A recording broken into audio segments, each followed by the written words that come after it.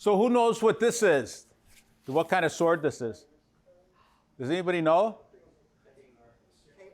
It's called a claymore, right?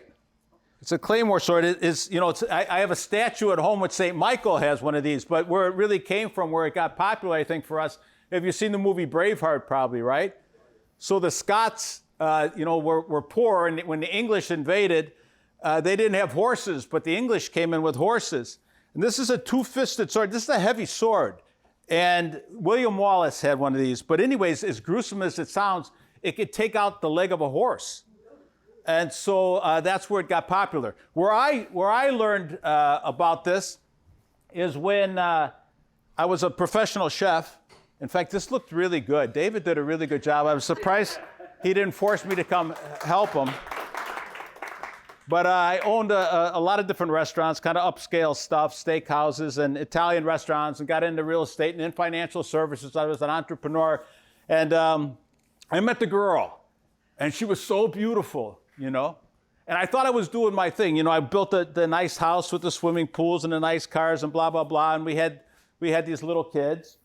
And about 10 years into my marriage, something happened. We started to talk about separation. We started to talk about divorce. And I wondered, how does love, this power, that Plato would call eros, not only sensual, but what's true, good, and beautiful, how does that love turn into dislike for somebody? How does it turn even into hatred, right? And I got down on my knees and I said, God, do you have a plan? Now, I had been away from the church for 20 years. I was a non-practicing Catholic when I got married. My wife was a non-practicing Methodist.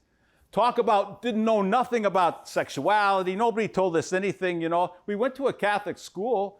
I don't know where I was, when the sex ed class came around, right? But anyways, at the end of the day, I got on my knees and I said, God, do you have a plan? I don't know. I couldn't do anything about this.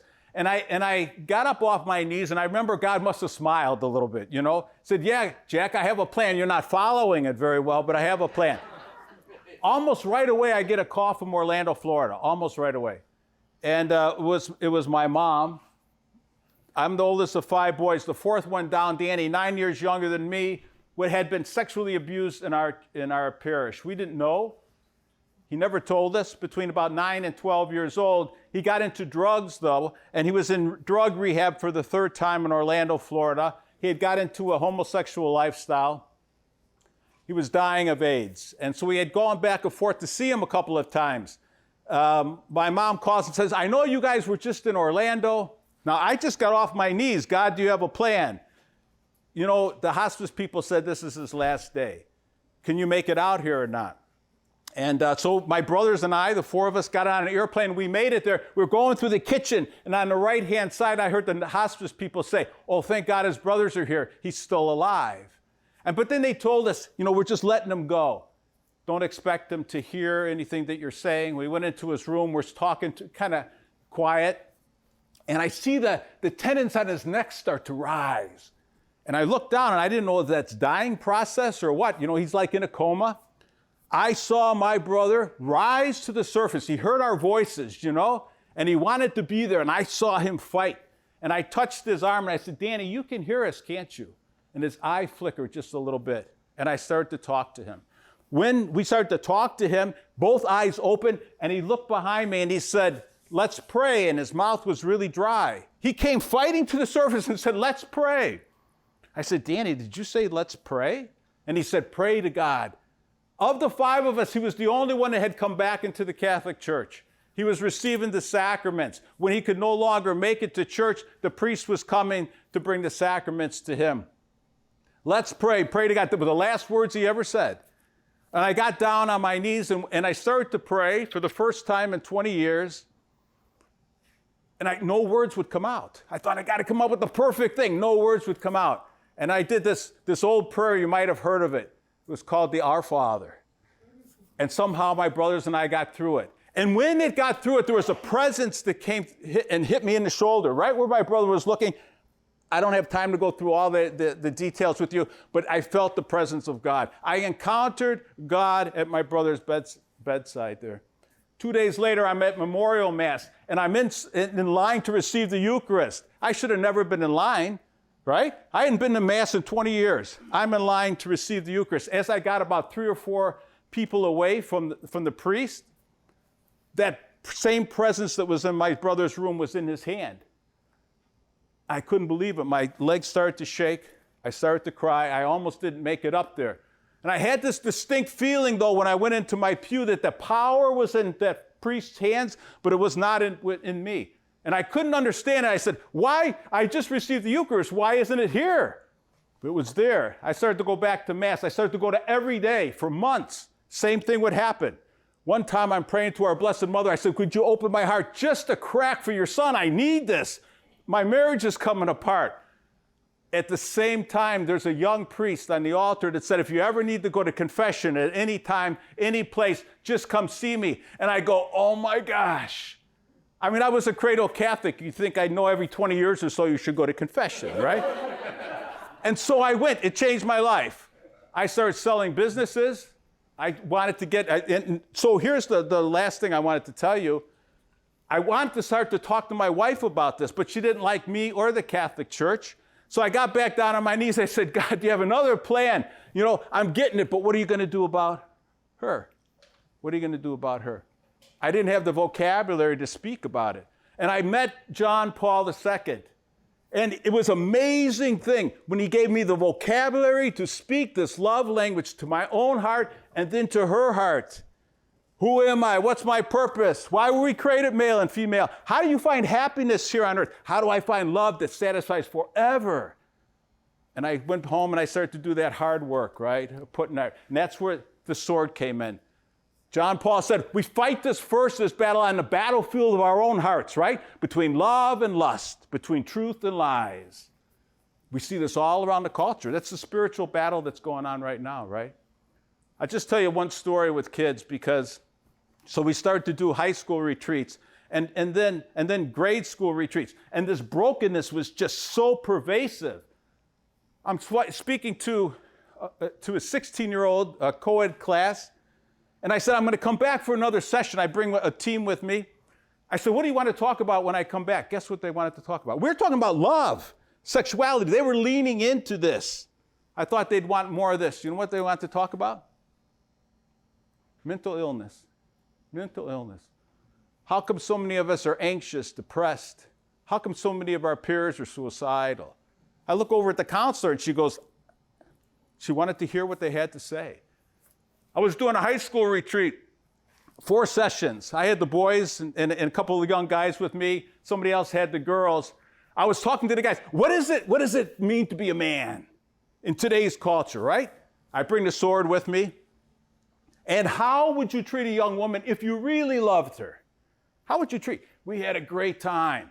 I'm a martial artist and we're doing all kinds of crazy stuff. We had so much fun. But when those guys heard the truth, right, about the pornography addictions and all this stuff, and I just invited them and we started to open up, it was amazing. If you tell them the truth, that's what kids want to hear today.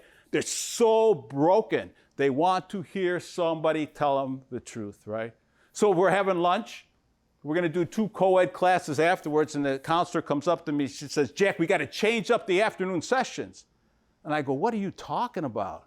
We got everything planned. She said, well, the boys told the girls what you told the boys about how a young man should treat him if he really loved them, and the girls want you to tell them what you told the boys. And so I did. About 15 minutes into this conversation about love, about sexuality, about how a young man would treat him, a young girl started to cry. And I asked the counselor later on, I said, go ask that young girl why she started to cry, like sob. And she said, that's the first man that ever stood up. I don't have a father in my home. First one that ever stood up and told me what love was and how a young man should treat me. And love was so beautiful that I started to cry. I knew when I was having these relationships and it got more and more physical with these boys, I knew I was getting emptier and emptier and emptier inside. I felt like I was being used, but I didn't. They told me that love was a feeling and then it's reduced down to sex. And when I was having sex, it's just no little kids, right? When I was having a relationship with these guys, I felt so empty. When I found out what love really was, my hope came up. And I said, yes, something is better out there. That's when you'd speak the truth, right? Finally, I realized that we got to start earlier and earlier and earlier. So I started to look around. What can we do to help these parents and these kids get this earlier? You got to get them before high school. And you even got to get them before 7th and 8th grade. And the family has to be involved in this. Finally, they turned me on to Colleen, and I'm looking all over. I was speaking to Ruau Woods, that's a TOB out in Cincinnati, and blah, blah. And they said, well, you're from Chicago, right? And I said, well, I'm out in the suburbs. They said, well, there's this Kelly Mask out there. So we meet. And there's nothing like this. Nothing that bonds the biology and the theology, the love story with your changes. Right now, tomorrow, I'll be giving Stolen Innocence talk in Skokie tomorrow in District 65 because they found out that the 5th grade teacher there was bringing these kids in to talk about gender confusion, right? They have the national sex ed standards, so nefarious, right? These kids are learning about this stuff in kindergarten, 1st grade, 2nd grade. I'll be there speaking about this tomorrow. But after I'm done, they'll say, okay, what can we do? You have to have something to plug them into. LoveEd is just perfect for them, right? I mean, there's 2 tracks. There's go out for, the school boards. We talked about the school boards, library boards. Get involved locally. But you have to fill the kids' hearts. They're going to hear this stuff. No, you can't tell them no. Just no doesn't work. You got to tell them yes. You got to tell them what the beauty is. And you want the bond so that they can build the domestic church in their home. And we show them how to do that, right? To bring the beauty in, have a conversation with their kids and their families, and you open that up. It's so beautiful when that happens, right? And that's the only way to do this. The last thing I'll tell you, just Catholic social teaching, we have a chance now with Trump coming in, right? That we're not going to get bombarded here. I got thrown out of libraries and all over the place just for talking about the pornography in there. So did you, right? At the end of the day, we have a window right now. I love Gen Z. I love Gen Z. These young guys we're talking to, that's the logo. This is the logo for a talk that we give Gen Z men. We have a chance right now because they started to vote. They saw so much brokenness out there, but they don't know what it is exactly. They just know the government's cheating on them. This is wrong. The pornography is not good. And we have a chance right now to bring this down, right? But we have to get it down all the way into 5th graders, right? 10-year-old kids, 11-year-old kids. If we can do that, we build up marriage in the family, Christ in the church. This is like a pyramid, right? Like a triangle, like a pyramid. You got to have this. You cannot build up our culture and our country without the strength of marriage in the family. This is coming from LoveEd, right? Christ in the church, you're not going to get that until you put these together. But then you go out into the culture, and then you go out what we call polity, right? To how we organize basically our culture, huh? But it all starts with marriage in the family, and that marriage in the family has to be strengthened for those families that are at least together. 43% of every child born in the United States is born out of wedlock, right? But we have to reach the ones that aren't, and we have to start to help them, huh? Get along with this. Hey, thanks for being here to everyone. Appreciate it.